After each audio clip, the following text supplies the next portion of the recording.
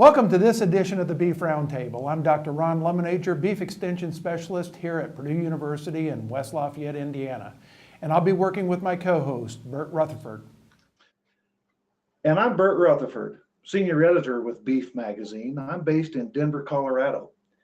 Each month on the Beef Roundtable, we discuss current topics of interest to leaders and people in the beef business, really topics that concern all beef producers. The Beef Roundtable is recorded live and edited to fit the constraints of the program. The programs are available at the Beef Magazine website, iTunes, YouTube.com, as well as BeefRoundtable.com. Our topic for today's edition of Beef Roundtable is estate planning and succession planning. This is a topic that every farm, ranch, and business needs to take seriously, and I know from past experience with articles that we've run in Beef Magazine, it's a topic that many people are interested in. Passing the farm and ranch heritage is a privilege, but it comes with challenges of careful planning to ensure the smooth transition and a sustainable transition. In agriculture, we have many things we cannot control, of course, weather, prices, many other things, but we do have control over a few things. And one of the most important of those is the future of the family business. Yeah. Our first guest is Carrie Rinker, owner of Rinker Law, PLLC, a national general practice law firm concentrating in food and agricultural law with offices in New York and Illinois. She has deep roots in agriculture, growing up on a purebred Simmental operation in Illinois and gaining both a BS degree at Texas A&M and an MS in ruminant nutrition from the University of Illinois, before going on to law school. Carrie is highly recognized in the ag industry and has received numerous awards from her alma maters, as well as the American Bar Association. Our second guest is Dr. Paige Pratt. Paige earned a BS in animal science, a master's degree in educational leadership, both of those from Kansas State University, and a PhD in animal science from Texas Tech University. She and her husband, along with her husband's parents, own and operate Pratt Cattle Company, a purebred Angus operation in Southwest Virginia. And she has personally experienced some of the family farm transition issues we're going to talk about today. Paige is a nationally recognized speaker, not only on this topic, but also on other thought-provoking, fun, and engaging topics related to agriculture. Carrie and Paige, let's begin our discussion by talking about the potential confusion surrounding some terminology. Many people have created a will, but is there a difference between creating a will and developing a succession plan or a legacy plan? Are these similar, and how are they different? Paige, I guess I'll begin that there's a huge difference between developing a will and a succession plan. And oftentimes estate planning and succession planning are confused. They're interpreted as being one and the same when they are very different. Estate planning is really just the paper documents that you can go and sit in my office or any other attorney's office and get your will. You can get maybe some trust, a power of attorney, healthcare proxies, living wills, etc. There's some tax planning component that comes a part of that. But the more difficult part is actually the succession planning. And I would argue that that is the more, that's the more challenging and more important aspect of transition planning. I would agree with what Carrie said. It definitely is two different pieces of documentation that allow folks to know what the future of their operation might hold. And so I probably have more experience with the succession planning piece of it, as all of the parents, both my in-laws and my parents, are still living and with us today. And so while the will and the legacy plan is in future, but we've spent the majority of our time dealing with the succession planning, and it certainly provides a lot of insight in regards to where are we going after someone passes, what are the next steps, and not just simply who will get what and how that will transpire, but who will take the reins when the operation passes from one generation to the next.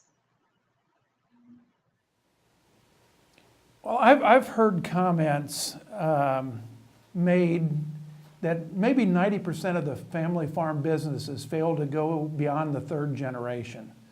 And I'm sure that in some cases this is a conscious decision to sell the ranch or the farm, but probably in too many cases we see the farm or the ranch being sold because of a lack of succession planning. Let's begin talking about why estate planning and succession planning are important. Number one, to the future survival of the ranch or the farm business.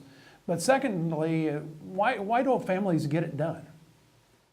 Well, I think as we look at this, and as I discussed it with other folks when we were going through the process, if the older generation wants the business to survive beyond them, they need to have a plan.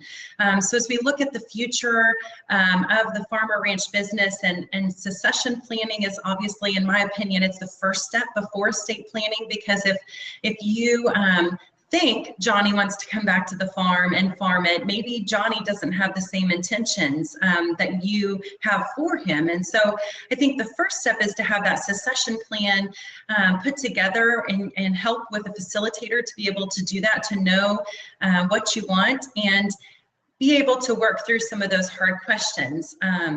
You have to plan before you can pass down what you're wanting to give to other folks. And the only way the next generation knows what your future vision looks like is by sitting down and having those conversations. And I think a lot of folks have those conversations with only the folks that are going to be intricately involved in the day-to-day operation. But it's also, and equally important in my opinion, to discuss those goals and values and dreams with the other piece of the family that isn't in the day-to-day operation, because if they don't understand what mom and dad wanted, then it's really hard for them to buy into. They may receive less, or they may not get a piece of land that they thought they should get. But if they understand the future and the goal of what mom and dad have in the back of their mind and why they built the business that they built, then we can surpass some of that conflict when someone does pass away and move towards really working together as a family to make sure that their dreams can stay alive. The second piece, go ahead, Carrie. I'm sorry, I just one slight difference of opinion. Although I do believe that it's really important for succession planning to be sort of decided upon, I don't necessarily believe that it's a prerequisite to the estate planning, because oftentimes I see that is just put off, and it's so easy to modify as life goes on, right? Because lives change, there's children, people get married, goals change. And I would prefer that people get an estate plan, get those simple documents and set them forth, and then have it be an ongoing conversation throughout the lifespan, right? Talking about that succession planning, and then make amendments to the estate plan. Because I do believe that oftentimes people look at estate and succession planning as being a big burden. Like, look at everything we have to decide whenever we could get a starting space, and then amend things as time goes on.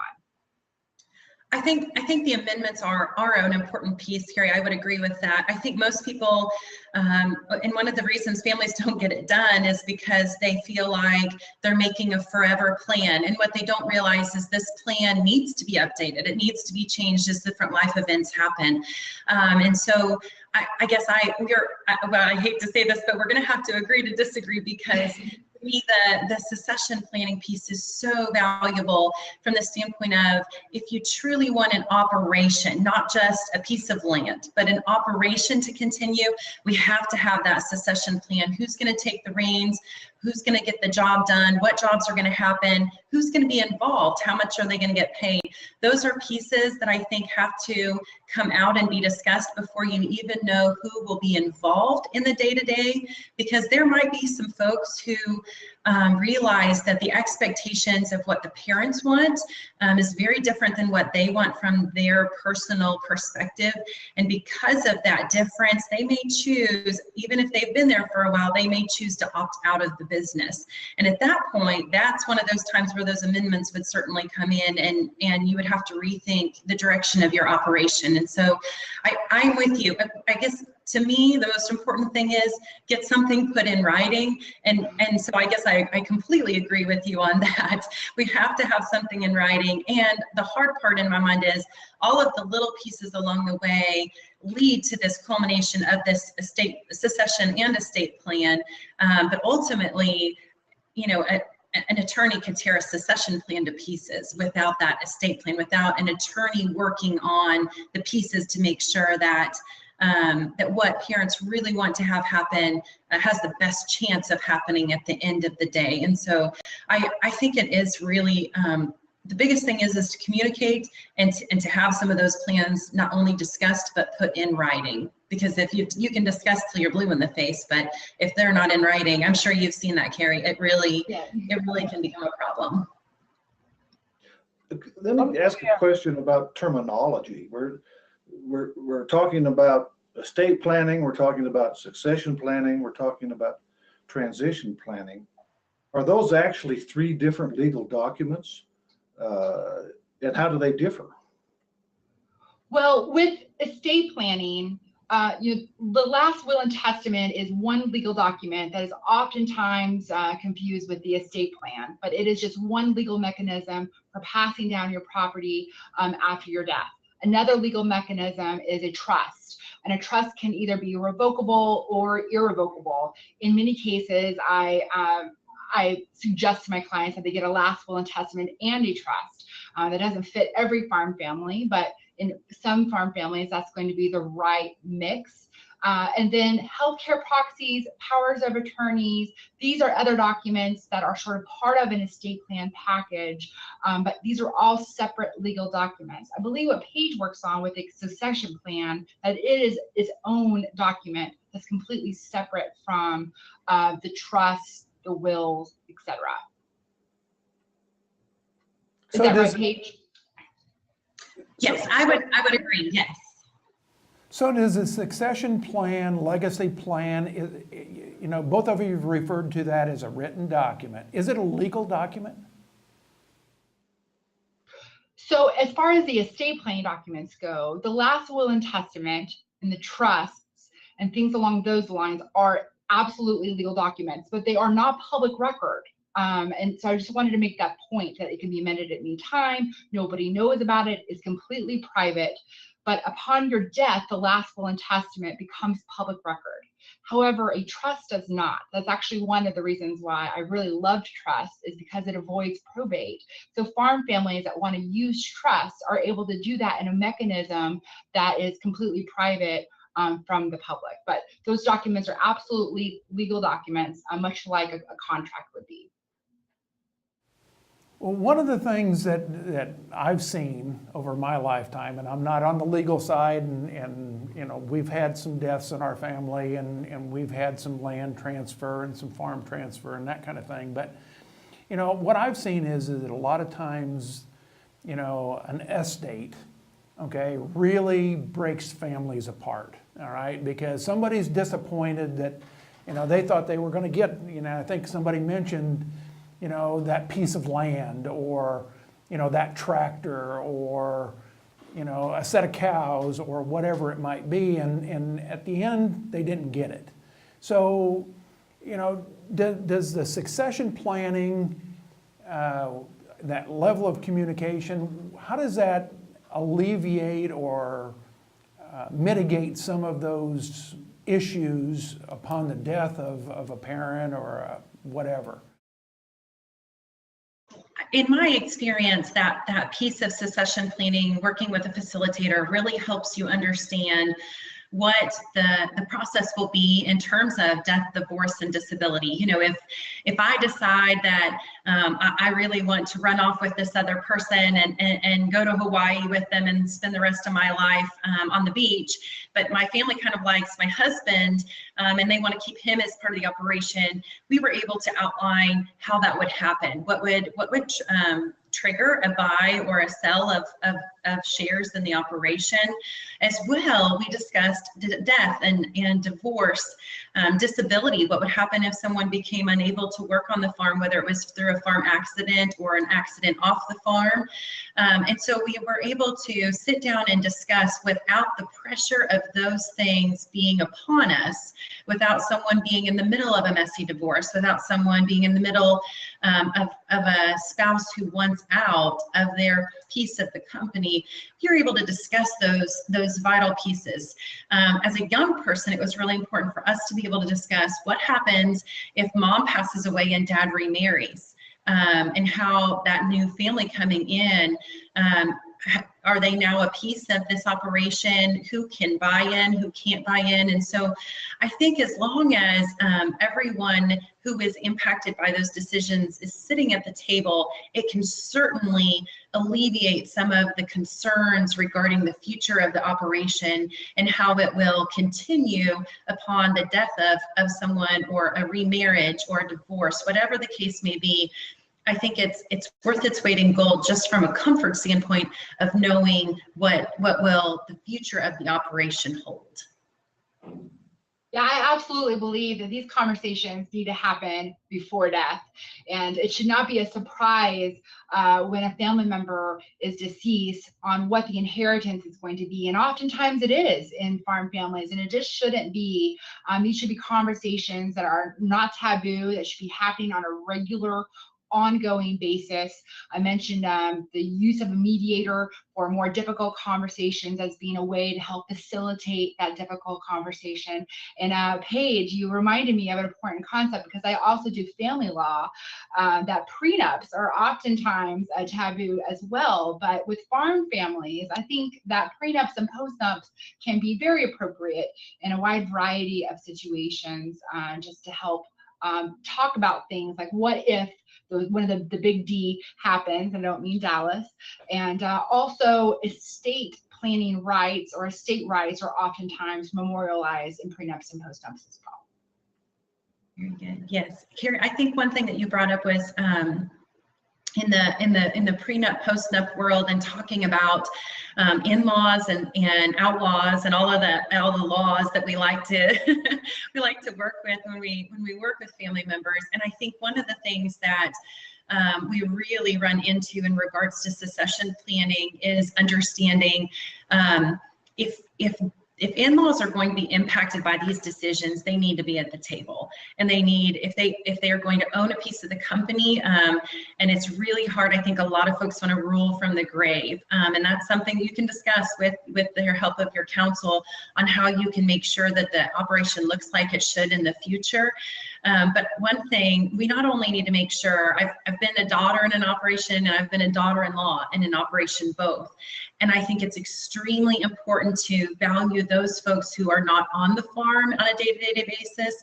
And maybe the most important meetings and communications we have in those succession planning steps is including those folks to make sure they understand what their future holds, because they really just want security. You want to know that if your children's future is secure and your future is secure. So I think as you talk about prenups and postnups, some of that security can be outlined in those documents. It can also be outlined by just simply, and I guess I should say that it's not outlined.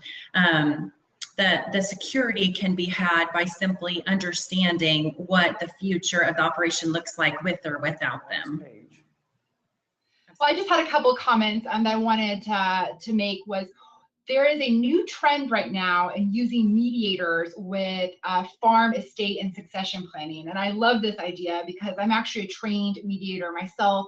I'm on the mediation roster for New York and New Jersey. And so it's sort of an up and coming thing. So to help those families make those difficult transitions. So I just wanted to throw that out there for farm families that are looking for a unique way to sort of help solve that succession planning problem, on their farm. Another comment that you made about different family members maybe not inheriting what they thought that their fair share was, that oftentimes in farm families, they believe that they need to give their children equal shares. And, this is common among parents, and especially with farm families. And I would say that farm heirs are not equally involved in their family operation. I am an off-farm heir. Like I'm an attorney. I was living in New York City for a decade. I've now relocated to Champaign, but I am an off-farm heir.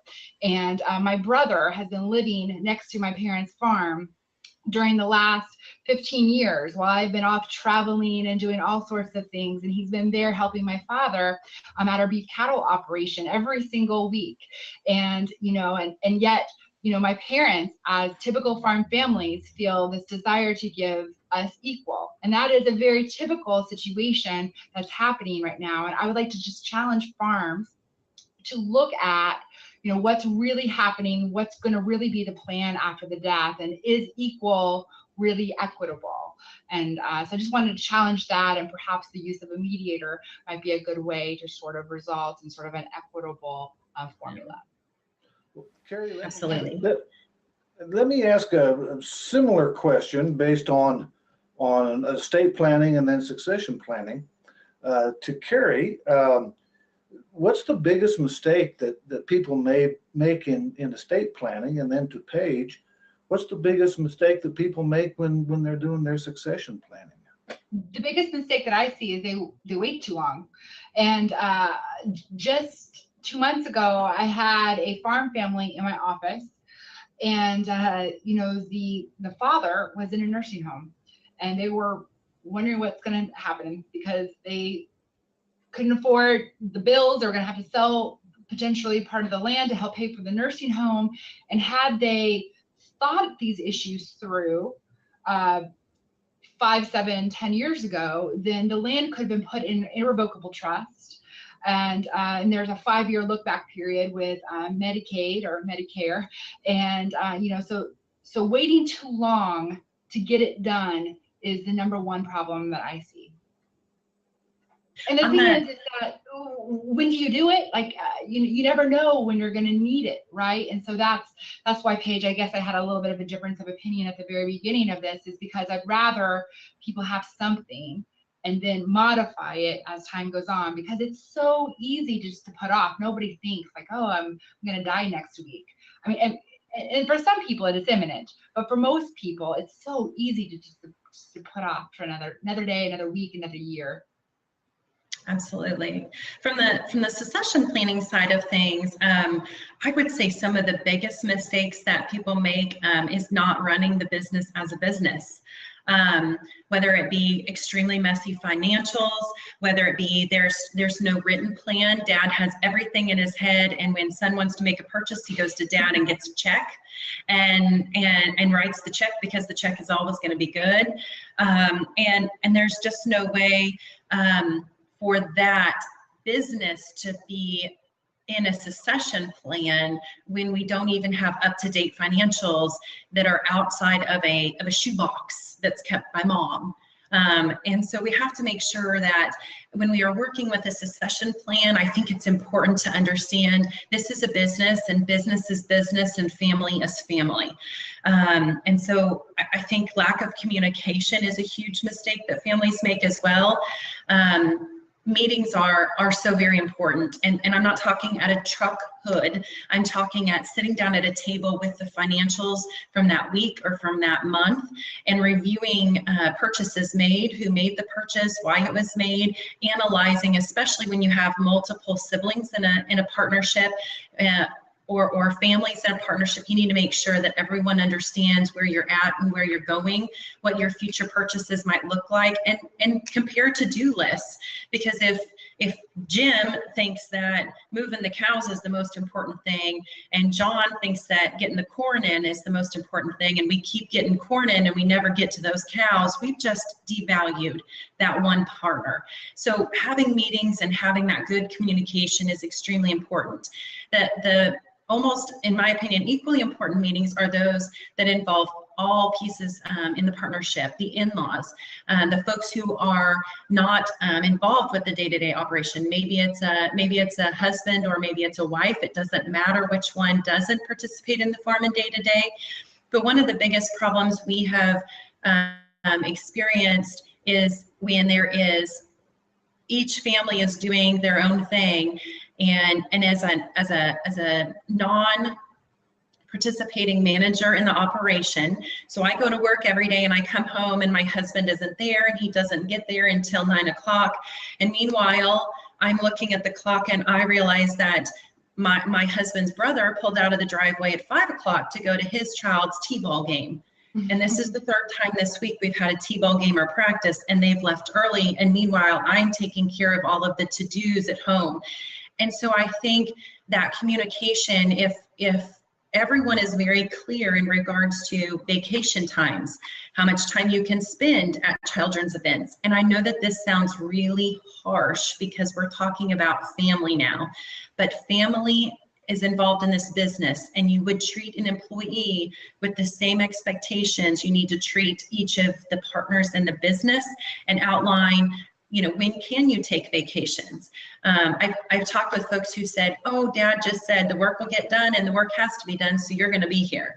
And this daughter-in-law was coming to me and saying, yes, the work will get done because my husband stays home and he does it while his brother has a good vacation and then goes to rodeos and then goes to t-ball events and whatever it may be.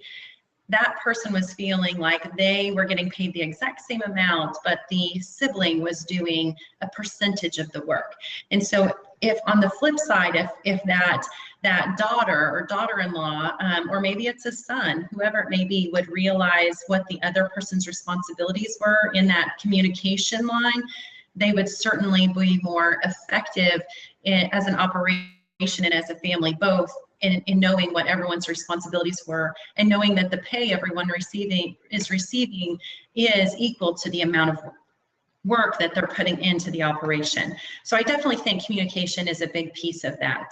What do you think, Carrie? What other pieces have you seen when you've mediated things? Well, you reminded me of a good point, something I've been hounding my father about, which I don't know if it's going to ever get done, but farm families don't really develop operations manuals.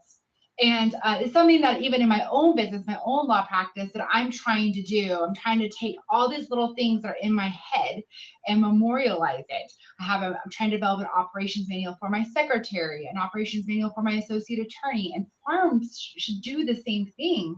My father runs the farm. My mom runs the books of my farm, of our family farm, right? This is kind of a very typical, farm family. And if I had to go sit in either one of their chairs and to do their job for a week, I don't think I could. And but if it was all memorialized, if my father was in the hospital, I'm not even talking about death, but if my father was in the hospital for a month, right, having those procedures, the feeding rations, things like that, those procedures memorialized would certainly help my brother and I, be able to keep the farm up and running. We're very fortunate in the fact that we have extended family that would certainly pitch in, but farm families need to be thinking about that. You also reminded me too, and I've seen things like vacation days and so on and so forth being set forth in the organizational documents of the business, whether or not it's set up as an LLC or a corporation or a partnership. And then also, even when we talk about farm families, I think employee handbooks are a nice way to sort of, have that written record of those duties and responsibilities. One of the things that I heard both of you kind of touch on that I wanted to follow up on, and that is kind of training the next generation, for taking over some piece or all of the operation. And any other comments on that? Has that been an issue, kind of what you've seen, whether it be on the law side or Paige, back, with the two family, with being the daughter and the daughter-in-law in two different scenarios,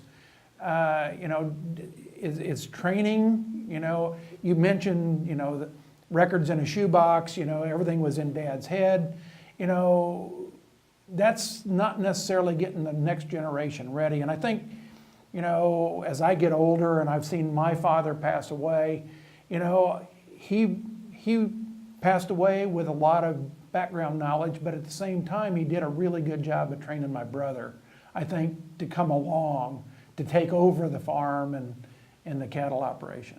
Any Well, I'm curious, Scott, when did your father start training your brother? Well, Dad made the conscious decision to retire, okay? And I think that that's one piece, all right? That, you know, he was physically, I think, still capable, but kind of getting towards the end of his career. And so that allowed then my brother to kind of transition while Dad was still there, okay, to ask the questions, to, you know, find out where the papers, all the legal documents and deeds and all those kinds of things, and, you know, make decisions on trading equipment and buying inputs and those kinds of things, so that when ultimately my dad passed away, there was, you know, that part of the transition was relatively easy. And, you know, I'll have to admit that I was probably part of what drove Dad, you know, and it was not an equal estate, all right, when it was passed on. My brother had the sweat equity involved. He had been there every day. You know, Carrie, I think, you know, you kind of identified that, you know, as part of, you've been off farm, all right, but your brother is there. And so is it really realistic? And I looked at it and I said, Dad, you know, you helped me get an education, okay? I had the opportunity to do what I do, okay, with a salary, but my brother has made the farm his career. And it's only fair that my sister and I don't get that. So. Yeah, you know, I think that you bring up a good point. I guess I don't think there's any black and white rule on when that training needs to take place. And I think that in your family's situation, your father sort of made this conscious decision: I'm going to retire. I need to train my successor. And I think that training needs to be like having those difficult conversations. It needs to be ongoing and trying to determine who's going to be that successor. Because at one point, like right now, my brother is living right next to my family, and he's there every week, but he might meet some, you know, hot number and move to Colorado. I have no idea, and life's going to change, right? And if that happens, and so I think the training sort of needs to begin at an early stage, and sort of as years go on, sort of shift that responsibility to the successor. I would agree, Carrie. The sooner the better, because we can't ever foresee the future. We don't know if we're gonna go to California and meet that hot number, or whether we're gonna be there for the rest of our life and take over that operation and pass it on to our children. And so, in my opinion, and in our instances, all of the guys came home right out of college. They all had their bachelor's degree. They came home and they started working and starting that training, even when they're just working in high school or in college, whatever it may be. That training to think more as a manager and less as an employee is extremely important. Now, I don't want to devalue the experience as an employee, because I know when my brother came home from college, my dad said, "That's great, you need to go find another job away from Johnson Farms, at least for a year." And my brother, he was not happy. He was not happy at all. That's all he'd ever done. That's all he ever wanted to do. And I think he felt like he was being put on the street corner. He went and he did that, and he came back, and he will now say at almost 40 years old, I should have stayed away longer, because I learned so many good things by doing that. I should have stayed away longer. And so I think it's really important. You don't have to shove them away for 10 years. I think when you shove people away for 10 years or something like that, they will lose touch with what your values and your vision are. But I do think getting them training to be able to be a good employee, because they need to be good to employees if you potentially have employees, then coming back and learning every piece of the management. When you go into management in the business world, they don't just simply sit you in the manager position of what you'll be doing and call it good. They take you to all the different departments, and they make you work within those to make sure you understand. And so maybe you're not the best mechanic, but you still have to know how to change oil. And you still have to know how to do proper maintenance and maybe some simple repairs, so your repair bill isn't through the roof. So I think that that training, while it doesn't, in my opinion, there's a piece of the business plan that has responsibilities and who is responsible for what, and that is definitely an evolving plan that should be reviewed and changed year after year. That the piece of hands-on training, that is so valuable for the older generation to ensure the future of the operation.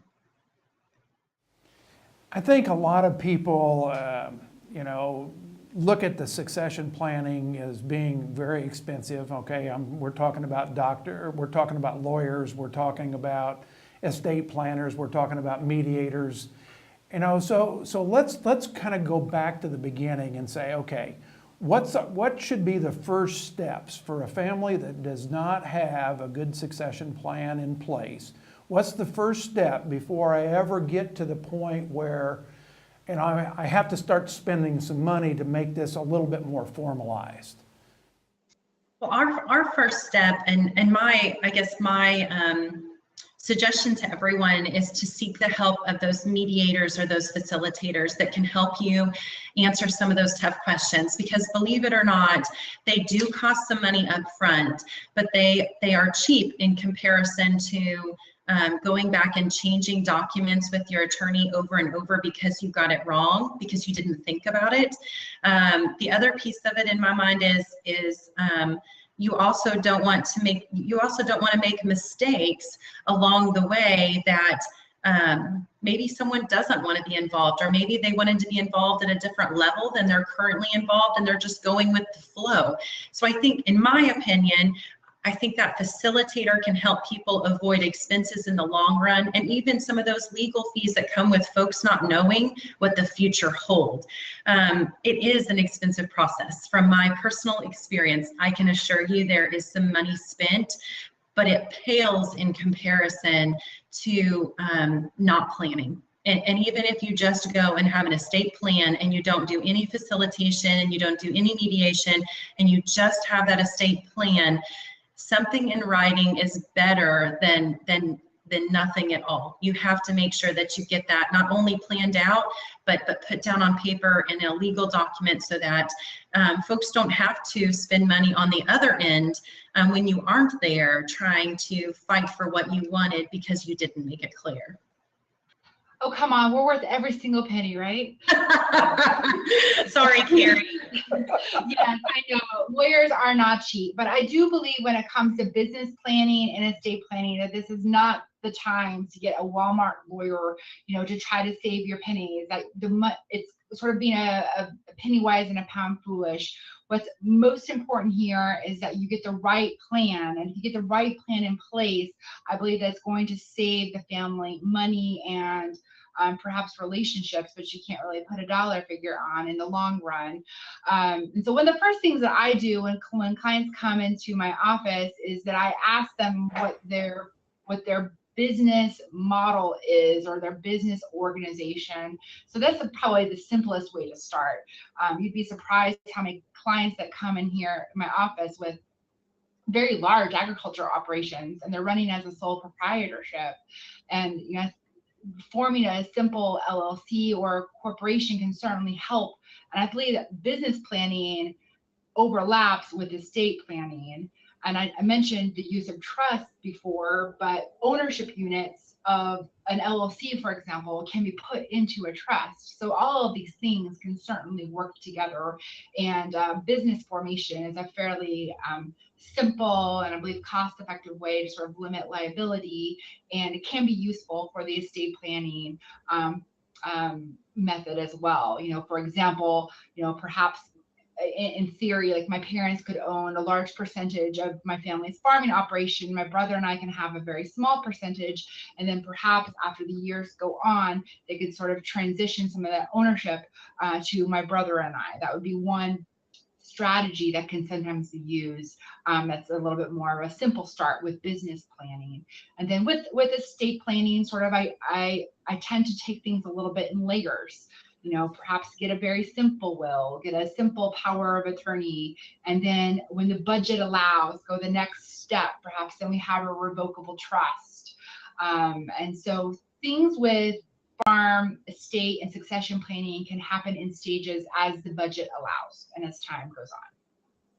One thing Carrie said that I really agree with is you don't need to go the Walmart route. I would completely agree with that. You know, you are going to spend some money, but if you have a $15–20 million operation, or maybe it's just a $5 million operation, the amount of money that you spend to get the right people will pale in comparison to all of the problems and expenses that it could cost you if you don't get the right people. And I would really encourage people, as you work with folks, if you don't, you know, I guess talk with your friends and your neighbors, the folks who have been through these different transitions and succession planning, estate planning. Find the folks who know about agriculture law. Find the Carries of the world who can help you and have experience and knowledge. And then also make sure you're comfortable with them, because there are others out there. If you don't really like your facilitator, or you don't really like your attorney or your CPA, then find someone you're very comfortable with, because there's a lot of personal information shared during these experiences. And if you're not comfortable, then you very likely won't share all that information, and that is detrimental to the process. So that's certainly one thing I would tag on. I really agree with the theory that you have to get high quality people to have a high quality job done. So what do I need to have before I come to you as a financial planner or as a mediator? What should I have done for a homework prior to bringing you in? I mean, obviously, I'm probably going to be paying on a per hour basis. All right. So what do I need? Well, for my consultations, you don't need to bring in a big estate planning questionnaire. You know, that's just an initial consultation that I have with you. But after we are engaging, then, okay, Carrie, I want you to work on these various documents with me. At that point, I do have my clients fill out an estate planning questionnaire, where I can get a better idea about the assets, the debt, the business entities that exist, and sort of what you are thinking about how you want your farm to be passed from one generation to the next. So there's no homework per se before that initial meeting. Is there any value in putting together a team, you know, in addition to immediate family and extended family? Should you include other people in this process? So when we went through the process, we certainly found value in a team. We first met with our facilitator and went through some of the different questions and challenges that we wanted to make sure that we had outlined before we went on to CPAs and attorneys. From there, we did hire a team, and we put them all in the same room. I think it's important to have your CPA, your attorney, the lending agency, if you have one. I'm sure most people don't, but we did. And so it's really important to have those integral very valuable pieces of your team there at the table. Maybe it's a risk management protection officer, maybe it's professionals for your operation, whether it be a production consultant or manager that advises you on crops, let's say. Those folks can really provide value to the process, and they can move you in the right direction, instead of one person saying, well, you should do this, and then the CPA says, no, that won't work tax-wise. If you can get everybody in the room together, that is worth its weight in gold to us. To us, it was anyways, when we went through that process. Yeah, I think that's a great idea. I think that there certainly needs to be input from other types of professionals. An analogy that I wanted to highlight with estate planning was from an ag lawyer in Iowa, Pat Dillon. And in his book, he talks about estate planning is like juggling, right? So all the balls can't be at the top at the same time. And it's sort of like your goals. So with estate planning, there's going to be different goals, and you can't get them all met all at the same time. You have to sort of strategize on what is the most important to you, and what is the most important to that particular person or that farm is going to change as time goes on, which is why it's so important for the conversations to happen. But in having those conversations with the different balls in the air, getting the input from the different professionals is certainly worthwhile. Any other last thoughts? This has really been a a good discussion, I think an eye-opening discussion. Any last thoughts on the whole process of estate planning, succession planning, making sure that that ranch or that farm stays a viable, sustainable family business if the family chooses that wants to do so? I think from my position that farms tend to want to go to their local attorney who's in their hometown. Perhaps that attorney has been working with them for generations. That may or may not be the right fit for that particular farm family's estate plan. You want to work with a professional who really does estate planning, who understands agriculture, which may or may not be that local attorney. So just try to do that homework, ask the tough questions to the attorney, interview him or her, find out how much farm succession and estate planning he or she really has done to try to see if it's the right fit. I definitely think from the younger generation looking up to the older generation, I probably have a different perspective than maybe some of the folks that are from the older generation looking down. So I guess if I could talk with the older generation, some things I would say is don't make promises early, and don't say things that you can't make happen. In other words, this will all be yours someday is a terrible thing to say to children, because you don't know which ones will be interested, and you don't know how their life may change or how they may develop, and whether you like that type of person and their lifestyle or not. Those things may change, and so don't make promises early that you can't carry forward in the future. Also, be sure to be clear and be willing to write down when you are ready to make some promises and you are ready to turn over some responsibility and turn over the reins. Be very clear, have them in writing, hire professionals, get folks like Carrie involved to be able to make sure that it happens like you want it to happen, and that you are able to protect the family members that you're trying to make a future for and leave a legacy to. Expect to be uncomfortable. This process, there's a lot of tough decisions to be made, on both sides of the table, and so you have to realize that you are going to be a little uncomfortable. But if you're a little uncomfortable now and very happy later, it is worth a lot to be able to know what your future holds or what the legacy that you're leaving will look like. The last thing I will say is family and business is business. At the end of the day, the most important thing that we all have is our family. And so I think it's really important to realize I may say something to you out on the farm that is said in a way that I may not say the same thing to you when we're at home cooking supper together.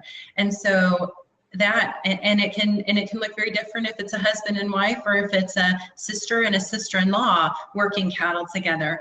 Business is business and family is family. And at the end of the day, family is very, very important and should be valued highly. So these discussions are very necessary. Well, thank you very much. I think that wraps up this edition of the Beef Roundtable. Please join us next month for another look at the issues and trends that affect you. Thank you for joining us.